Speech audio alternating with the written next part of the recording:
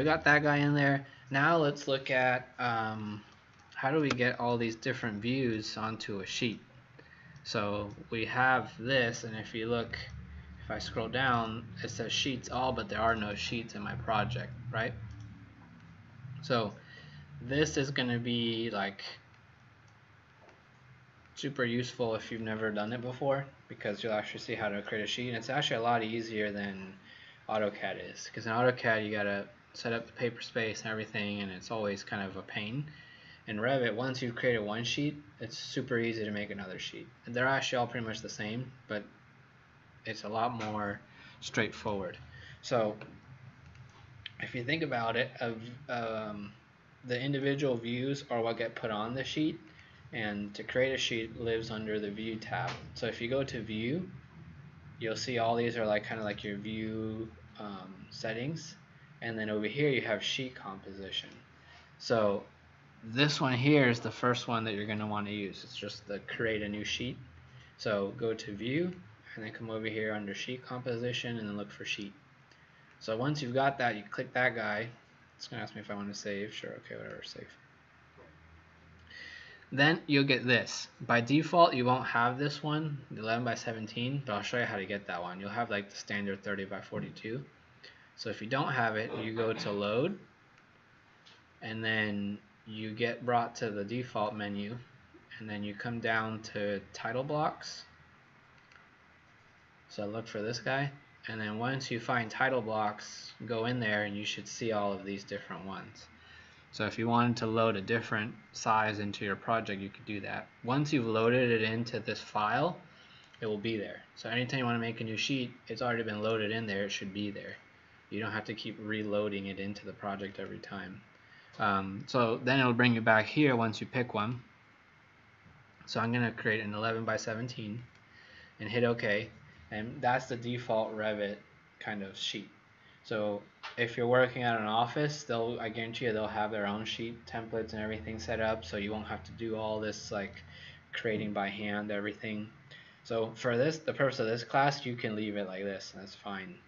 So one thing to notice is this is the title block, but it's a smart title block. It's not just lines. So anywhere you see text, it's not just a placeholder. That is actually, you can edit what you see there. So don't just pick something and just start hitting delete or changing stuff, because you will actually change properties that affect the rest of the model. So if you look in here and you come down now, I remember before we had sheets and it just said all, there was nothing in there. Now if we go down, see sheets, it has a plus sign next to it. So if you click plus, you'll see we have A102, it says unnamed. So if you look here, we have this. So as soon as you come over, so let me just move this down so we can look at more of these settings. You have all these different options here. And then over here, we have a lot of the same information. What you see on the sheet is exactly what will print out. So when you hit print and then you tell it print the sheet, it's going to print exactly this sheet. So if you see it on there, it's going to come out. If it's not there, it probably won't come out. So unless you have like override set to not print certain things, but if you see something down here, that's going to print. So let's say I want to create A101. Notice over here, that's going to automatically update. Man, my mouse is all over the place. I just clicked and moved down and just jumped. So now it renamed that to A101. And if you go to unnamed and we put floor plan, I'm going to put ground. As soon as you hit enter, it actually renames the sheet over here. So it's all connected, and then you can put project number, date, drawn by. So all this stuff you can fill in. So here I could put my name. So here we could put intro to BIM.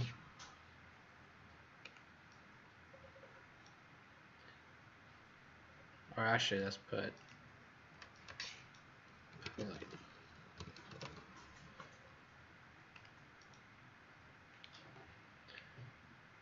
here you can add like when this was issued, description, date, if you want to add all those revision kind of information, author, checker, drawn by, put all that, and then scale. Notice there's nothing next to scale. That's because we don't have anything in here yet. There's no views on this sheet. So we labeled this as floor plan ground. So how do we get floor plan ground onto the sheet? There's a bunch of ways you can do that. You can go here, like place a view. So right under where the sheet creation one was, you can click view, and then it will give you a drop down that shows you all of your views. And then you can pick floor plan ground and put it on there. An even easier way to do it is you just go to your view and you find the one you want here. So see, that's the one, floor plan ground, and just click and drag it onto the sheet and then let go. And so see, now it snaps to my mouse. What's that? I don't have it now. Oh, I renamed it. This is just like your level 1. Oh, okay. So whichever one you want to put, and it doesn't have to be called ground. It could be level 1 or level 2, whatever you want to put. First floor, second floor. This is just how I have mine named on here. So now I've dropped it in, and notice now the scale appeared, 3/32, because that's the size that I made this drawing, 3/32. And if I don't have anything selected, this becomes all my sheet settings. So remember before I changed that to floor plan ground, issued this day. Over here I can put drawn by author, I can put my initials, checker, nobody, it's just me. I can put my initials on all of these. And it will update all of these as soon as you move your mouse over.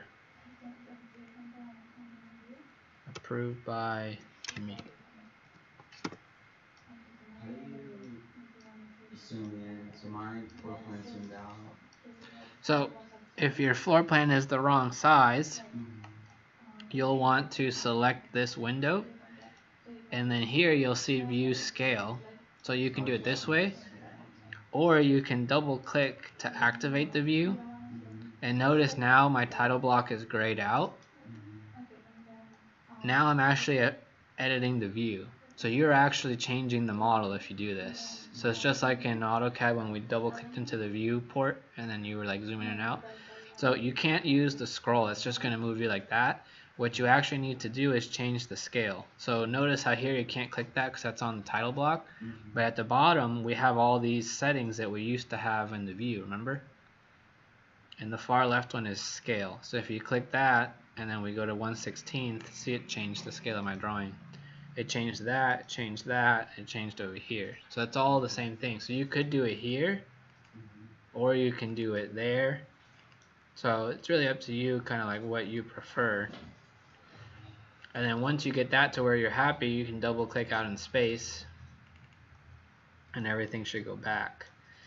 So I'm going to show you now how to do I'm going to do my level 1. So I'm going to start again. I'm going to go sheet, create a sheet, B, this one, 11/17, and then I'm going to grab my level 1, drag it onto here, and it's coming in at a super big scale. So I'm going to place it there. Oh, you gotta at least have the mouse on the screen somewhere. So now I'm going to show you how to fix this, because this is how mine's come in. See, it's like way too big. So I want that to be down here, and it's super annoying when it does this. But what you can do is either double click or you right click and tell it activate view. And then once you see that you're in the view, in order to actually move it, you want to right click again and say pan active view.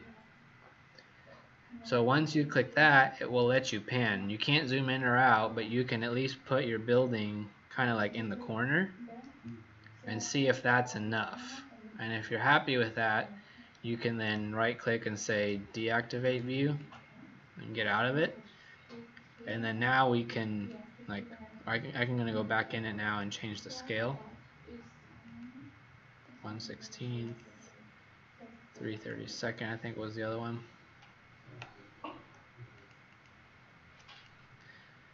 And then, so now if I go between my sheets, so if I click this, oops, it's that one, and I look at sheet A101, I've got that 330 seconds, and then sheet A102 is 330 seconds also.